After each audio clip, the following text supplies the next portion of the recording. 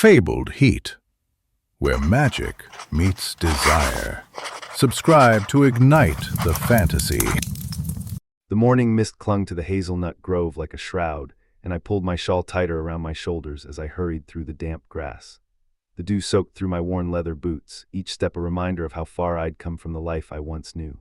3 months since the raiders had burned my village to the ground, since I'd watched everything I loved turn to ash and smoke on the autumn wind. My fingers brushed against the rough bark of the ancient hazel tree at the grove's center.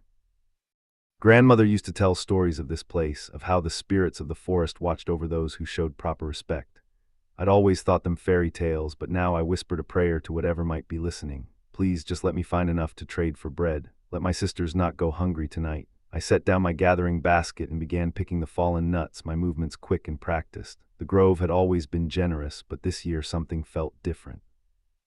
The air hung heavy with anticipation, and I couldn't shake the feeling of being watched, probably just nerves.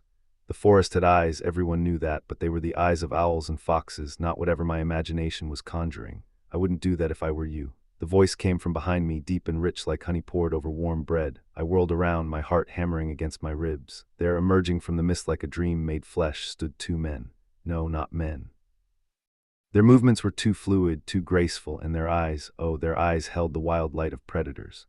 The first had hair the color of autumn leaves, all burnished copper and gold, falling past his shoulders in loose waves. His companion was darker, with raven-black hair and eyes that seemed to see right through my threadbare dress to the woman beneath. Both were dressed simply in leather and wool, but there was something about the way they moved that spoke of power barely restrained.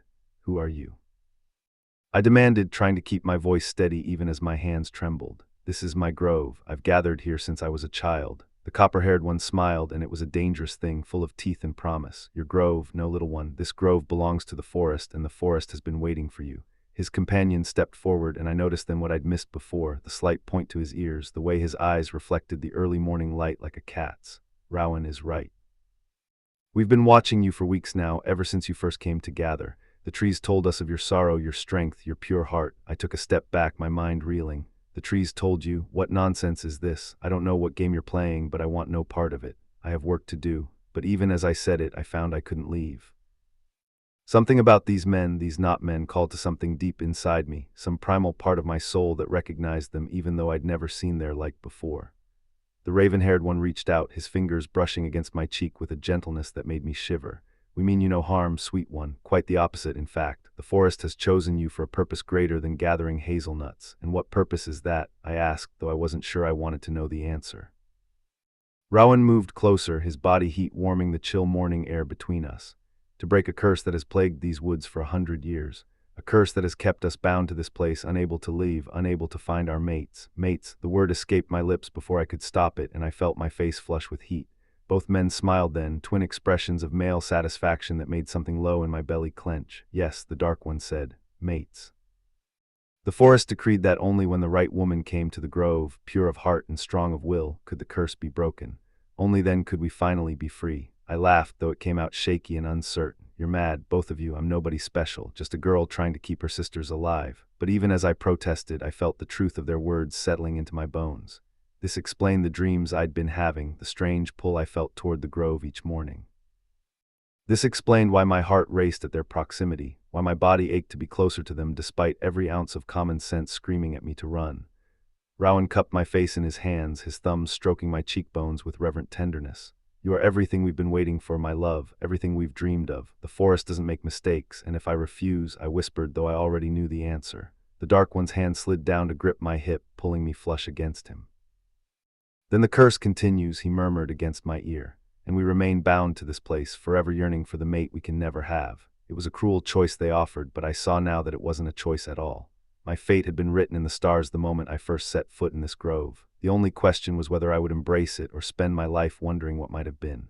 I lifted my chin, meeting both their gazes with what I hoped was courage. Tell me what I need to do.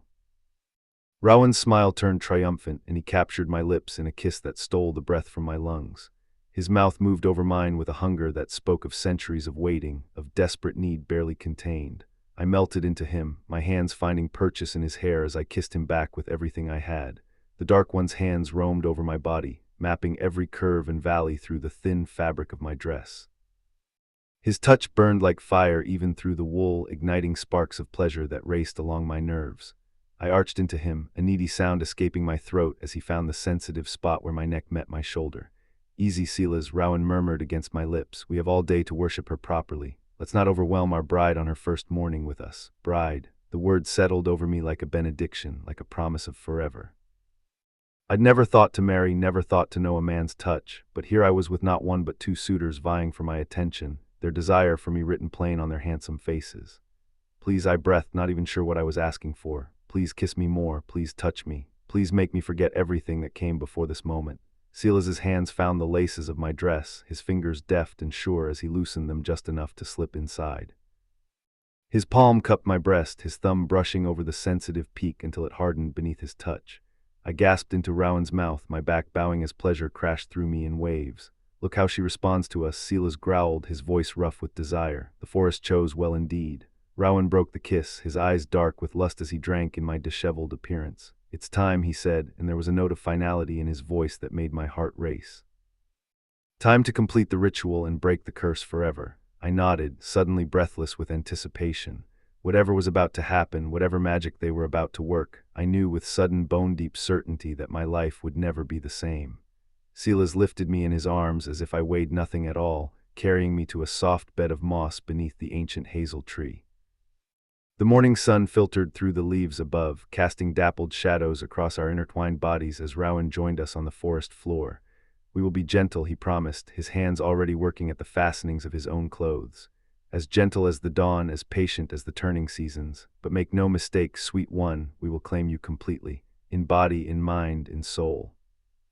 The last of my doubts dissolved beneath the heat of their combined gazes, beneath the promise of pleasure and belonging that hung thick in the air between us. I reached for them both, my fingers tangling in their hair, my body arching to meet theirs. Then Rowan's mouth closed over my nipple, and Silas's fingers found my most intimate place, and I stopped thinking altogether. The forest held its breath around us as they loved me with exquisite care, their hands and mouths and bodies writing promises on my skin that I knew would last for all eternity. Pleasure built inside me like a rising tide, sweeping away everything that wasn't them, wasn't this perfect moment of connection. When I shattered beneath their combined touch, when my cries of ecstasy echoed through the grove, I felt something shift in the air around us. Power crackled like lightning, ancient and wild, and I knew without being told that the curse had been broken. We lay tangled together in the aftermath, our bodies slick with sweat and satisfaction, our hearts beating as one. The weight of what had passed between us settled over me like a warm blanket, and I knew I'd finally found my home. But even as contentment filled me, I couldn't shake the feeling that this was only the beginning, that the forest had more in store for us than simple domestic bliss. And I was right, because as the sun reached its zenith overhead, I heard the first distant howls of wolves in the hills beyond the grove. Howls that spoke of danger, of challenges to come, of battles we would have to fight to keep what we'd claimed as ours. I sat up, my body still humming with pleasure even as my warrior's instincts came to the fore. "What was that?" I asked, though I feared I already knew the answer. Rowan's expression turned grim, and Silas reached for his weapons with practiced ease. "The forest's protection doesn't extend beyond these borders," he said, buckling on a sword belt with movements made rough by anger. "And there are those who would see our union destroyed, our claim to leadership challenged." "Leadership," I repeated, my mind racing to catch up. "What are you talking about?" But I knew, didn't I? The forest had chosen me not just as their mate, but as their queen. The missing piece that would complete their triad, that would give them the strength to face whatever trials lay ahead. I rose to my feet, squaring my shoulders as I met their gazes. "Then we fight," I said simply, "together, as we were always meant to be."